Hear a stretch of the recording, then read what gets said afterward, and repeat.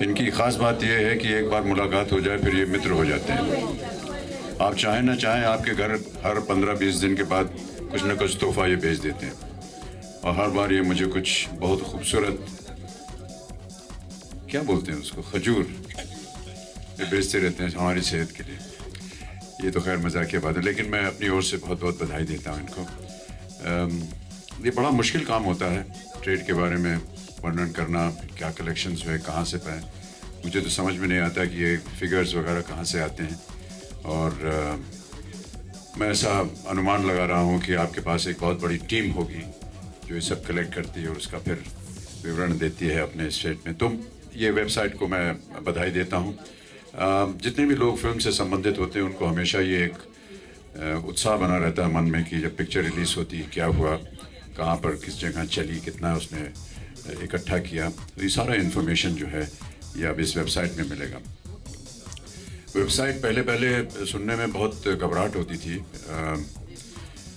कुछ वर्ष पहले मेरे पास भी कुछ लोग आए, उन्होंने कहा कि आपका वेबसाइट होना चाहिए क्योंकि वेब के ऊपर आपके नाम से कई वेबसाइट्स खुल गए हैं, तो और उसमें जो इन्फॉर्मेशन है वो सही नहीं है। तो मैंने कहा दिखाइए। तो करीबन 200 वेबसाइट थे, सब मेरे ही नाम से थे और अलग अलग धारणाएं थी उनकी, उसके अंदर इन्फॉर्मेशन वगैरह सब गलत थी। तो मैं उम्मीद करता हूं कि KRK आपके यहाँ की जो वेबसाइट है KRK बॉक्स ऑफिस, ट्विटर पे तो आप बहुत ही प्रचलित हैं और आपके बहुत सारे फॉलोअर्स हैं और बिना झिझक के हिचक के आप जो भी अपना कहना चाहते हैं उसे आप कहते हैं।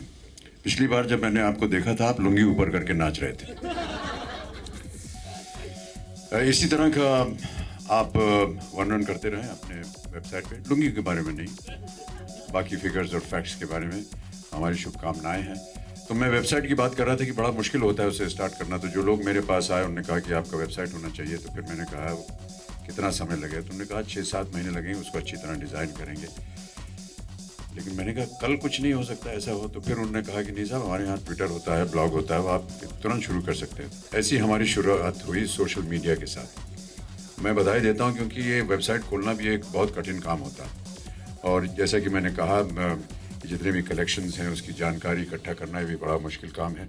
मेरी शुभकामनाएं आपके साथ KRK, और आप खूब उन्नति प्राप्त करें और ये वेबसाइट खूब प्रचलित हो। आप लोगों का सबका सहयोग मिलता रहे। बहुत बहुत धन्यवाद। Yes, I do follow him on Twitter and they're very exciting, they're very unique, they're very different, they're very frank and honest, and it comes straight from his heart what he feels.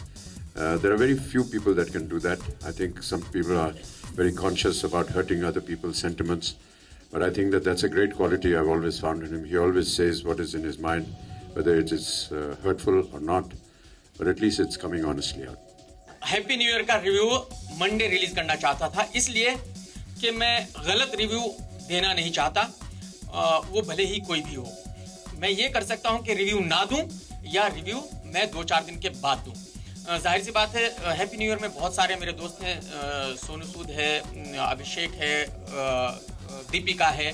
तो मैं नहीं चाह रहा था कि मैं उसी दिन उसको रिव्यू को रिलीज करूं, बट ट्विटर पे लोग बहुत नाराज हो गए। उन्होंने कहा कि दूसरों की फिल्म का देते हो और इस फिल्म का क्योंकि दोस्त है आपके तो आप नहीं देना चाह रहे हो। तो मुझे मजबूरन वो रिलीज करना पड़ा। बट ये है कि मैं खुदा तो हूं नहीं, ऐसा जरूरी नहीं कि जो मैं सोचता हूं वही सही होगा। ये तो भूत भी नहीं बता सकता कि कौन सी फिल्म हिट होगी, कौन सी फ्लॉप होगी। मैं वही कहता हूं जो मैं फील करता हूं, और मेरे एक आदमी के अकेले से कोई फिल्म हिट या फ्लॉप नहीं हो सकती। तो मैंने जो भी कहा, जो मैंने फील किया, मैंने सिर्फ उस फिल्म के बारे में वही कहा।